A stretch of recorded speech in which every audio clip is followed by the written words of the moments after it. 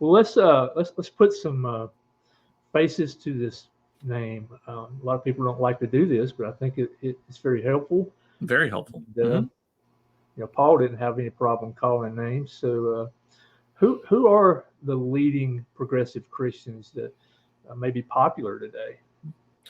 So, well, thankfully, they a lot of times they self-identify as like this isn't a I'm picking people I don't like and then calling them progressive.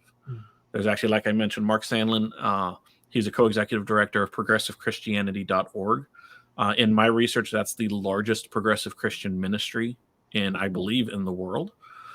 He and Caleb Lyons memes are fairly common on Facebook. He's notable for saying things like Jesus didn't die to as atonement for our sins. He died to oppose empire, whatever that means. So those would be two of the biggest leaders in that organization. But members that they have in that ministry that are more well known.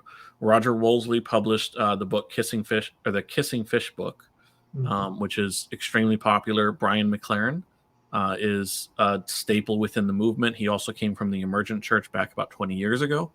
And he is an endorsed successor for John Shelby Spong, who is I want to say the right term would be a classical liberal Christian from 20, 40 years ago. Brandon Robertson is one of the most famous TikTokers for progressive Christianity. Rachel Held Evans and Pete Enns are on the closer side to conservative Christianity, but they're still, Rachel Held Evans passed away, so past tense. But both of them in different ministries that they're a part of are still very clearly within the progressive Christian camp. Even both of them are endorsed by Brian McLaren. So my general rule of thumb is don't go on a witch hunt, but I have seen very, very few cases where people like these will endorse someone who is still orthodox.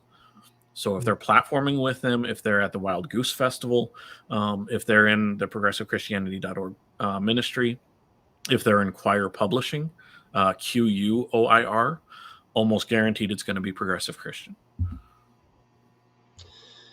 What about Brian Zahn? Is he still pretty popular? He's right on that edge. Yes. Yeah. He's still very clearly in the progressive Christian camps. But he's still like right on like a lot of things.